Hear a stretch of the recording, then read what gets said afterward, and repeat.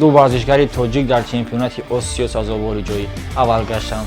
Дар шаҳри Пекини Ҷумҳурии Мардумии Чин санаи 15 июни соли 2025 чемпионати Осиё оид ба вазнбардорӣ доир гардид, ки дар ин варзишгарони зиёда аз 60 кишвари дунё иштирок доштанд. Варзишгарони тоҷик Икром Малханов ва Ҷамолиддин Каримов низ дар ин мусобиқаи бонуфуз иштирок варзида сазовори ҷойи аввал гаштанд.